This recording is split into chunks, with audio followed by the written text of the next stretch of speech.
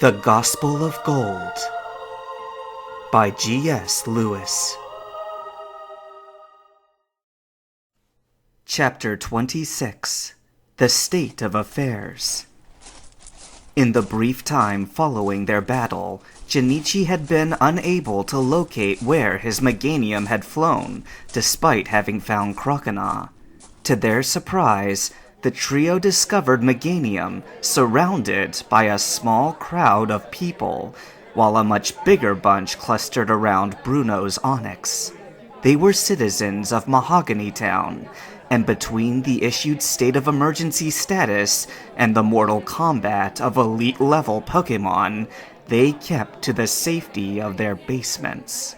Now, however, curiosity had gotten the better of the Boulder residents, and they'd emerged to assess the extent of the damage. Thankfully, it was hardly the Category 6 hurricane they had expected to rise from the Lake of Rage via Gyarados Rampage. Instead, there were two unconscious mystery Pokémon on the ground. It was like expecting a tornado to pass through, only to discover the sleeping forms of escaped zoo animals. There was no shortage of confusion, and it only intensified when Jinichi led his companions shouldering through the crowd. Gold knew that they would soon turn their questions on him, and when they did, Jinichi would have no answer to satisfy them. Jinichi breached the front of the crowd, reaching the empty space they had left around Meganium's fallen body. The sauropod neck rose a little, and Meganium bleated feebly, but did not move to rise.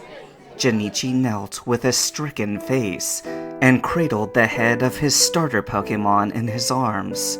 He stroked his hand tenderly between the antennae, murmuring words of comfort, but staring at the hideous mass of black and green bruising that Machamp had inflicted upon its body.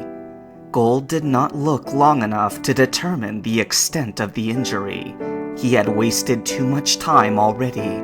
Instead, he set his hand upon the back of Meganium's head and slid it down the long neck, along the spine, all the way to the tail. "Be healed," he said, and the change came quicker than the time it had taken to mouth the words. The crowd's collective gasp rose around him as Meganium, at death's door a moment prior, rose strong and unblemished in the sight of them all. Gold savored the sound, for it was the pure, naked resonance of man's will to believe before doubt could set in. Doubt and disbelief would follow rapidly, of course, but the wonder would linger. "Thank you, Gold," Jinichi whispered thickly, as he hugged Meganium tightly around the neck. The Pokémon gingerly licked a tear off his face.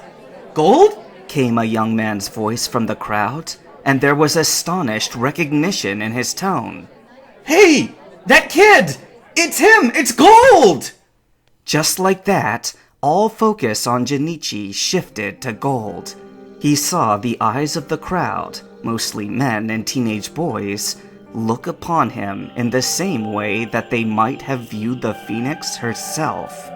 To them, he was not a person or even a celebrity, but an entity that had stepped out of legend into their lives.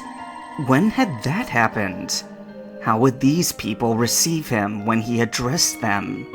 "Yes, I am Gold," he answered, his voice meek in his own ears. A question occurred to him, and he asked it on impulse. "Who are you? Did you know me by my face, or the power I used?" "Both," the teenage boy answered, stepping forward from the crowd. A flamboyantly red lizard Pokémon followed him, a Charmeleon.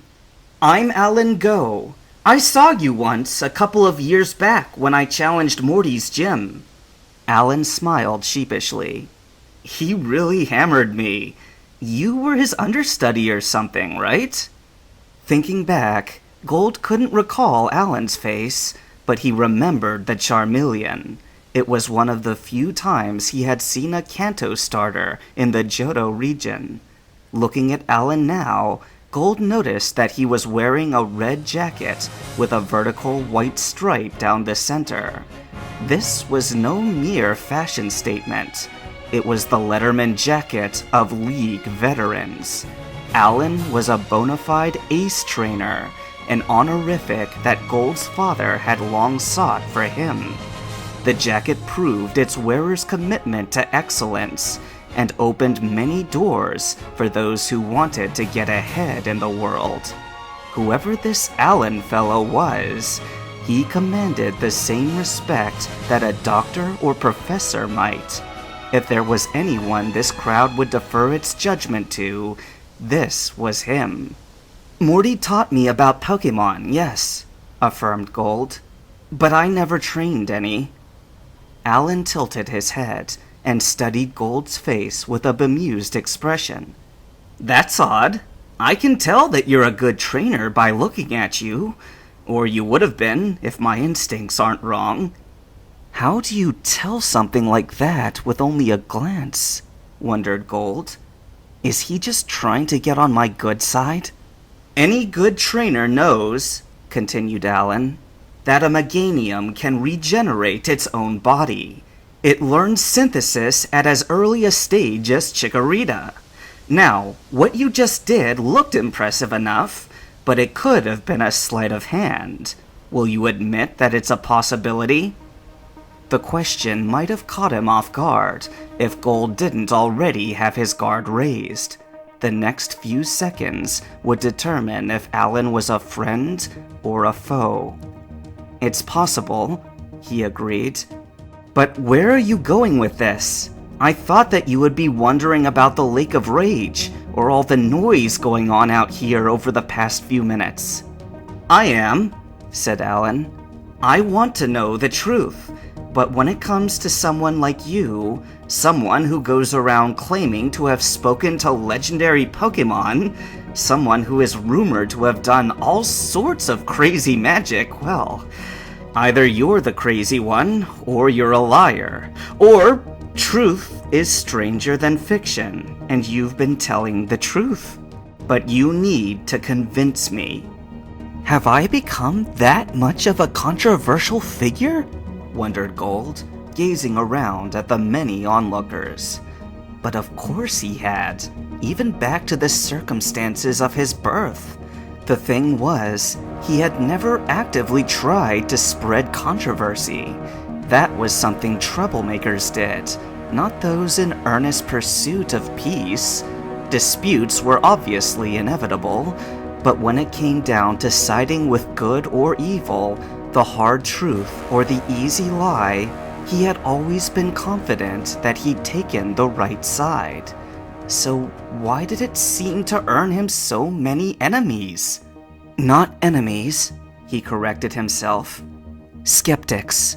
They have to be wary in this, because to become convinced is to become committed. There's no going back from this." "All right, Alan," said Gold, pointing through the crowd with his finger. "You say that you can judge things by looking at them, so this one should be easy. That onyx lying further back there, in your professional opinion, is he napping, or is he out cold from all the damage he took in battle?" The color drained from Alan's face, and any murmuring in the crowd was hushed. "Is that a trick question?" asked the ace trainer, glancing back at the rocky body of the massive snake. "I already checked him earlier. He wasn't breathing." Gold felt the blood leave his own face as a chill took him. "What?"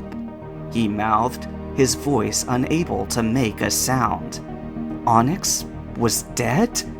How had that happened?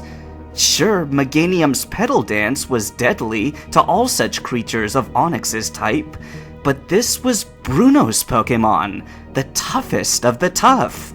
Had Jinichi's own Onyx strangled it to suffocation? Actually, that didn't seem so outlandish in retrospect. The League was instilling its no-holds-barred policy with dogged persistence, becoming more relentless with every gym. The participating Pokémon had never been taught restraint, so they practiced none. Here was the result.